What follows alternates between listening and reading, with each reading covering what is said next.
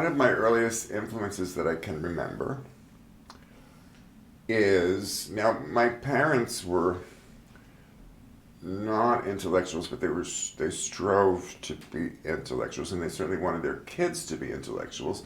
So as a result, we got the New York Times daily. So at 8 years old, I opened the New York Times, and there in the second section was a picture of a woman playing cello, topless, in a balloon. And I guess somehow her breasts were obscured. And the woman, of course, was Charlotte Moorman. I looked at this picture and I thought, who is this woman? I want to know all about this. This is what I want to do. Not that I want to play cello topless in a balloon, but that kind of performance. Already at age 8, I was like, I want to know, I want to do that. Several years later, my brother used to take me to a store on Canal Street, which was called Fluxus. And they actually had a store, and what their whole shtick was to make affordable art that anyone could buy and take away. And for a 9-year-old kid, I was in seventh heaven. You could buy boxes, Fluxus was a collective, so they were John Cage, Yoko Ono, the list goes on. There's hundreds of thousands of Fluxus artists. So that's kind of what got me my start in all of this nonsense.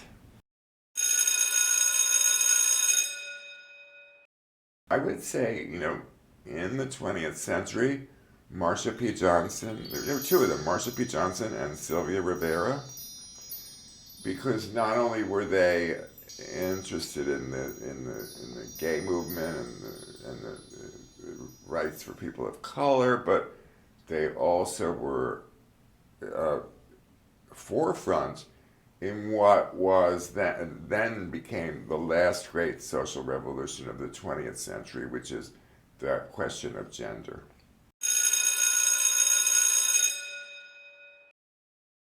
I believe you should start with the books like Black Like Me, and then go to the Feminine Mystique, and then go to a book called Sappho. Again, I mentioned Sappho. Sappho was a right-on woman, and the Jonathan Katz Gay History book, which is also eye-opening because it deals a lot with cross-dressing, women who passed as men and men who passed as women. That's what he calls it, cross-dressing. And I don't think they had a word for transgender back then. Well, they were not a very nice word anyway. And certainly the work of Elie Wiesel and I mean, you've got to read about all the oppressed before you can figure out what your own oppression is.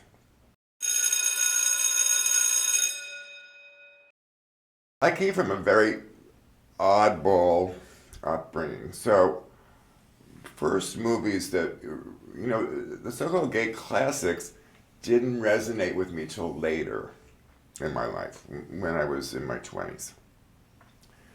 However, I remember Spartacus, for instance, resonated with me, and also West Side Story. West Side Story rocked my world. So that was, and none of them are gay. They're just part of the continuum of movies.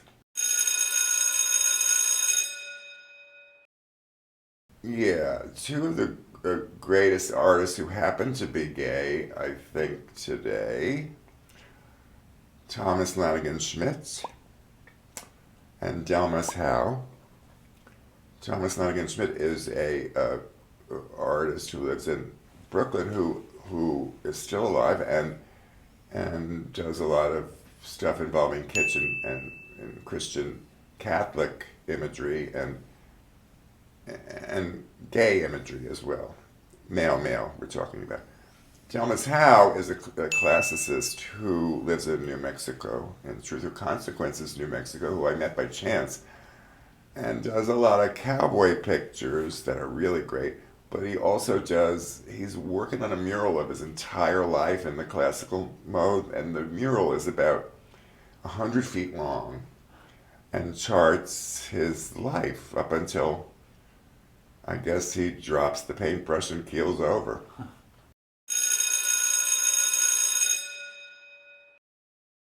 And now my new love is a guy called Dirty Farms, who is a white hip hop artist who says that his influences are George Bataille and Eminem. Go figure. And he's polysexual of some way.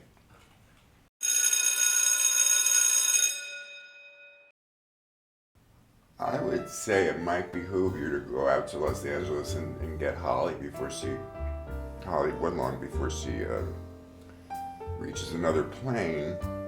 I would also say Justin Vivian Bond and Anthony.